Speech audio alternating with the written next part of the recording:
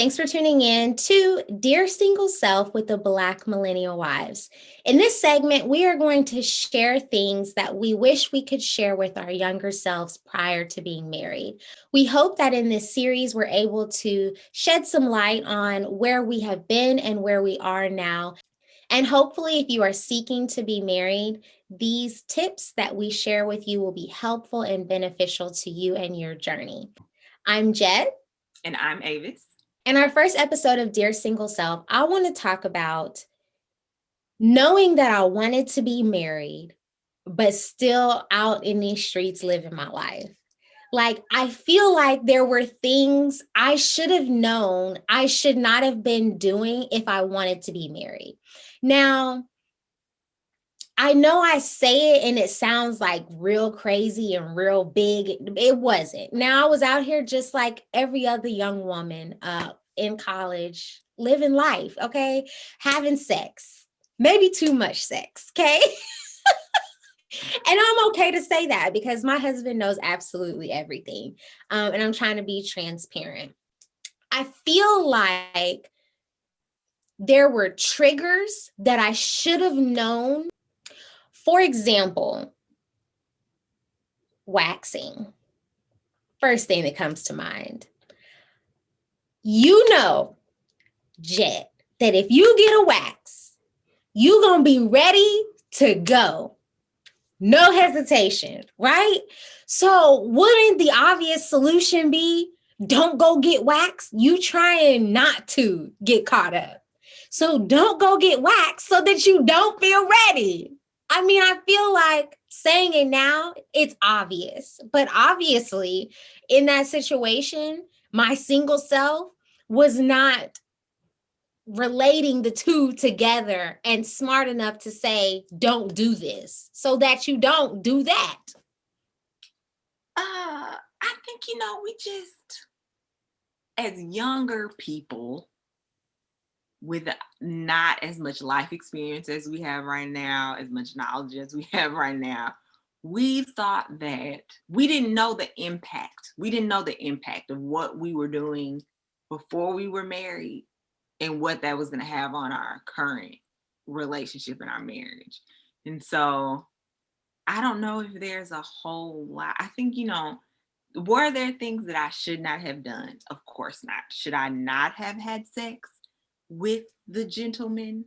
It wasn't that many, but with the gentleman that I did, of course I shouldn't have. Should I have saved myself for my marriage? Of course I should have. Should I have not done some of the stupid stuff that I did? Of course.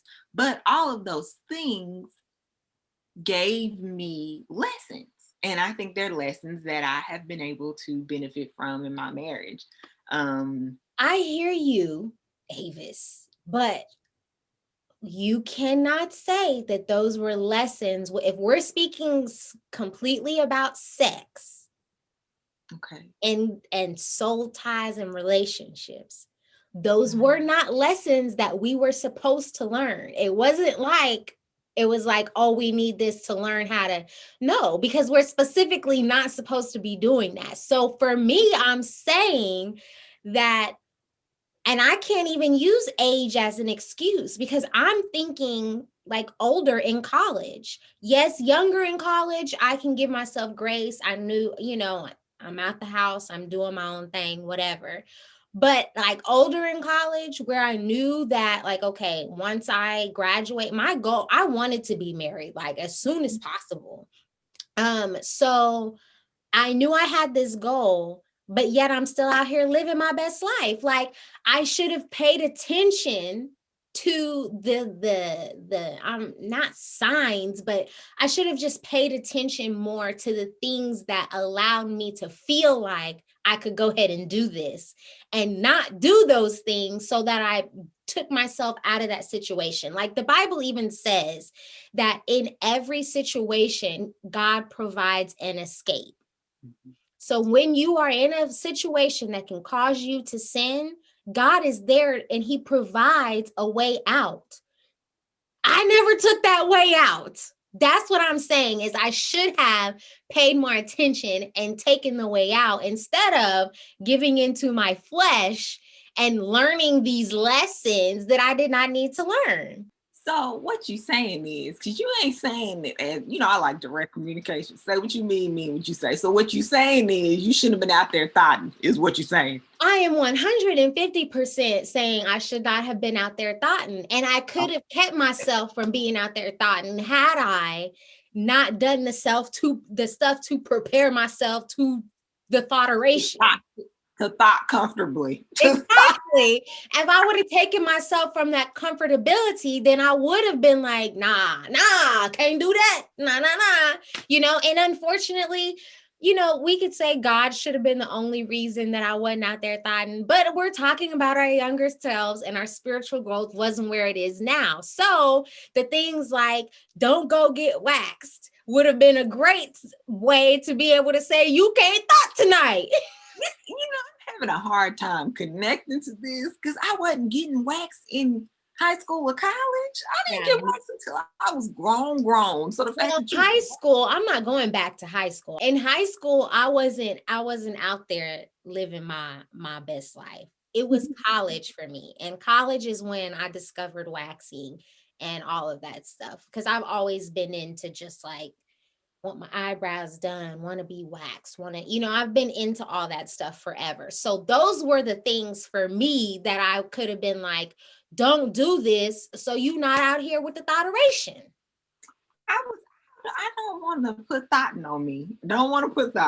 But I was sexually active in high school. Let's say it like that. I slowed up a whole lot in college. So I wasn't doing a lot in college. See, but worse. Right. But that was because I was in a long-term relationship. So that, saved me from being out there. But I get it. I mean, I think don't spend yourself in that way. Don't spend yourself sexually. If your goal, and to me, okay, so that's the thing. If you are seeking marriage, if you are seeking if you're in a relationship with somebody, you don't have to use sex as a tool to convince someone that you are worthy of marriage. And so that would be, I guess, my takeaway from where you are in what you're saying. Because I think that's what I did, in high school. I just knew I was getting married right after high school, like a fool. And I used giving my virginity. I used being open sexually to this person, and probably to whoever else I had sex with, to convince them that I was worthy of being kept. And so that's the advice that I would give to my single younger self, is don't use sex as a tool to try and convince somebody that you are worthy to be a wife. Right.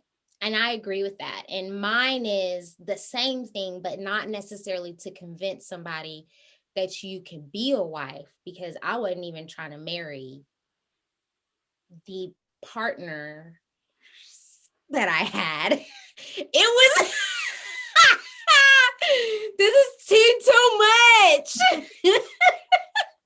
It wasn't that I was trying to marry that individual.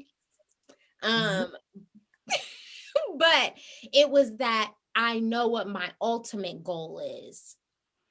So be conscious of the fact that I want to eventually be married.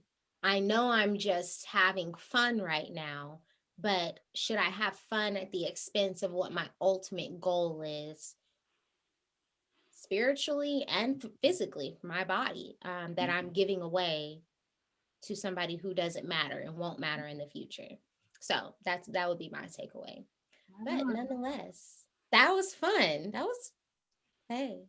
So in this series, Dear Single Self, Jet and I will just be sharing some things in our experience, some lessons that we've learned. Hindsight is always 2020, and we've been blessed enough to be able to look back at our lives before we got married and say, hey, probably should have changed that. We could have did that different. And so if you are in that space where you're wanting to be married, preparing to be married, these might be some things that you can relate to, that you can implement in your life, to hopefully, and it always is our goal, to set you up to be able to be the wife that the Lord calls you to be. That is really why we're sharing these things. It may get a little raunchy from time to time. Our goal is transparency. And so, don't judge us. It just is what it is. So so thank you guys for watching. We definitely appreciate your time.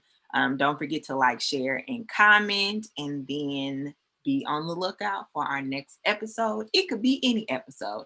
It could be our series, our standard series. It could be our Dear Single Self series, or it could be our Advice from a Wife series, where we have some of our listeners and viewers write into us and give us their scenarios or their questions, and we respond to them. So you don't know what you're gonna get, but look out on Fridays. That's when we'll be posting a new episode. Thank you guys.